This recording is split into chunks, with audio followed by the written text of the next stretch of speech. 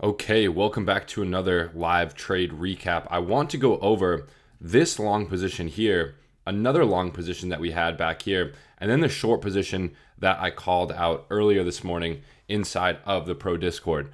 Now, I want to start off by saying a few people in the group were questioning why I make videos with my shirt off. And I'm like, I'm making thousands of dollars a day from my house, not doing anything really. I mean, I'm pressing a few buttons and I got muscles. So why would I have a shirt on? I don't want to wear a shirt, so I'm not wearing a shirt. So that is my answer to you. I'm making thousands of dollars trading and I got big muscles. So I don't care for a shirt. Why would I wear a shirt?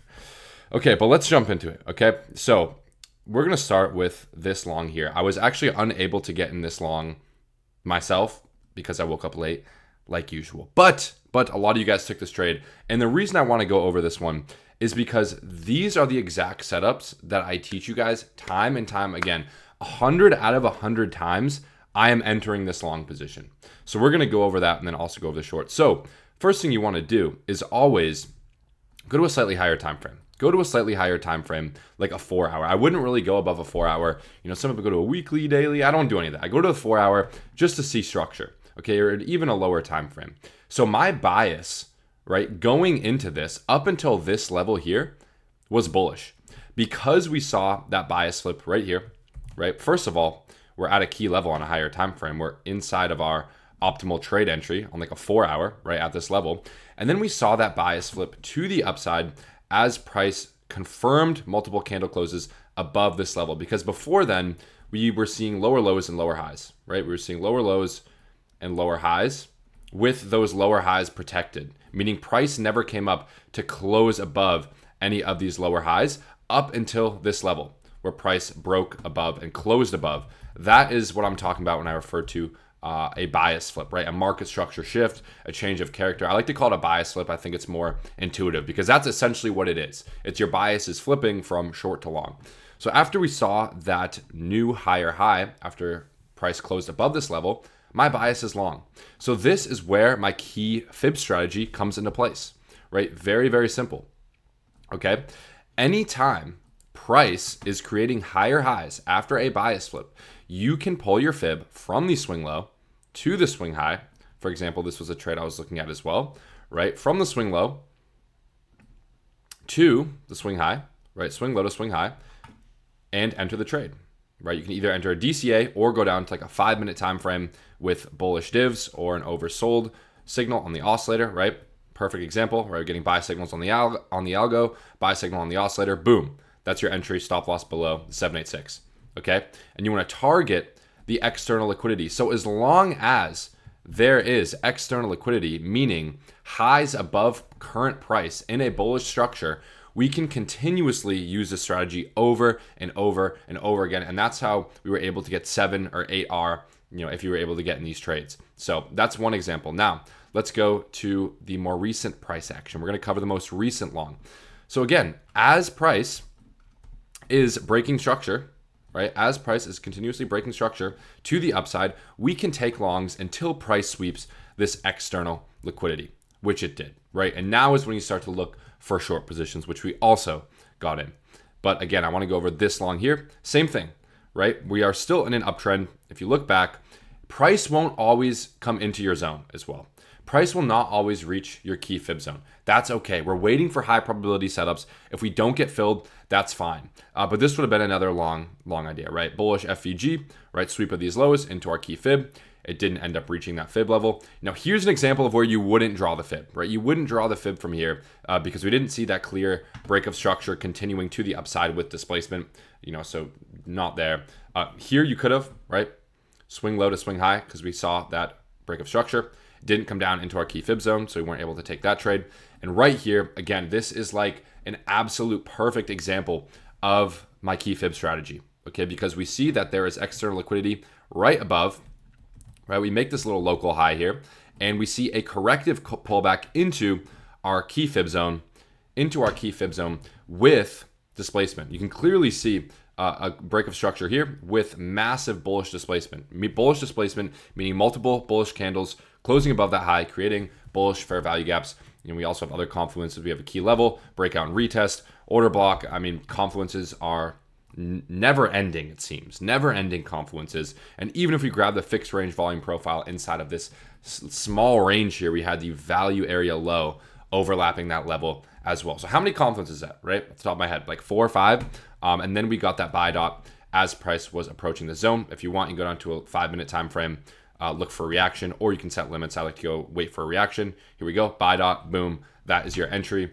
And you want to be targeting the highs, right? You want to be targeting these highs here as your take profit, which is around a 3 risk reward. You can leave a little runner if you'd like, but that would be your long idea. So this is literally what I teach, guys. Literally what I teach to a T, like literally to a T. This is my trading strategy. This is what works. Again, your average would be somewhere around here, right? So around a 3 risk reward. Okay. And then we flipped short this morning as well, all called in advance inside of the Pro Discord. If you don't have access to the Pro Discord, click the first link in the description below to get access to my trading algorithms as well as the Pro Discord. If we go inside the Pro Discord, just want to show you guys, kind of what to expect if you're not in it already. So, I'm constantly posting ideas, trade setups.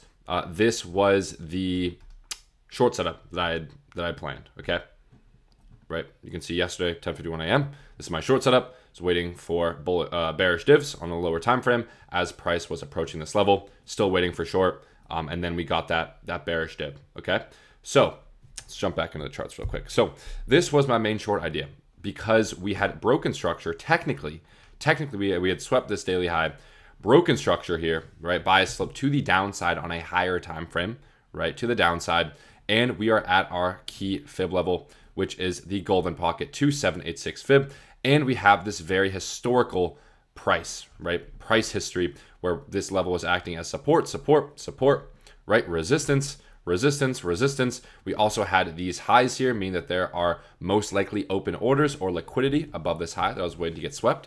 So the confluence is lined up. Again, was waiting for divs down to a 15-minute. Got in that short position, took a small TP1 to lock in some gains because I actually am bullish, and I'll show you guys why in just a second. We saw this bearish FVG down to a lower time frame, so my stop went to break even because if we close above this bearish FVG, then I would expect price to continue up to 65K. I don't want to become liquidity. I locked in some profits here. Stop loss is now at break even, so that was a pretty good setup as well. Ideally, I want to hold this ideally for like a 3, 4, 5 risk reward down to like 61K, but I do not think that we will get there because I am bullish. And let me show you guys why I'm bullish on Bitcoin. We're gonna go to like a daily time frame here. No indicators, nothing. I just want to look at the price and I'll explain to you why I'm bullish. So since March, we have seen lower lows and lower highs on Bitcoin. Okay, lower lows and lower highs on Bitcoin. This is the first time in this entire range that we are looking like we're putting in a higher low. I guess you could say this would have been a higher low as well. But if we put in a higher low here and continue breaking structure to the upside, that would confirm that this higher low was valid and that this wasn't just another liquidity sweep, right, to see lower lows, but that this was in fact the beginning of a new trend change to the upside. And because it's Q4, I am pretty bullish. I'm pretty bullish, guys, okay? I'm pretty bullish. Now, I am worried about this. We didn't get a strong close above. This looks kind of like a sweep, hence why I'm short here, right? Hence why I'm trying a short here. But if we can close above this high and create a higher high, that would tell me that we are most likely going to take out the all-time highs and see new all-time highs, potentially even 85, 90K this Q4. Could you believe it? Could you believe it if we did that? That's what I think, guys, okay? I'm bullish. I'm optimistically bullish. I don't let that control my trades, though. I'm still taking short positions, obviously, as I'm making this trade recap. But that's kind of what I think. So we are at a very key level. And also, if we get our fib out, right, from the swing low to the swing high and get out our 0.5 fib, we can see that price didn't even react off of the 0.5 fib. It didn't even reach the 0.5 fib. So I want you guys to understand like what fibs actually mean. When you are in a trending market and price doesn't even test the 0.5 fib, you are in a strong bullish trending market. It means buy pressure is strong, and it's so strong that you can't even get a retrace into your discounted zone, right? Which would be bullish if we get the confirmation closing above this high here. So I am bullish, guys. I think that we will see some more up only action soonish this Q4. We'll see. As always, we're just going to follow price, not emotions. Price action tells all. But that is what I think. So yeah, that's it for me in this video. Hope you guys have a great rest of your day.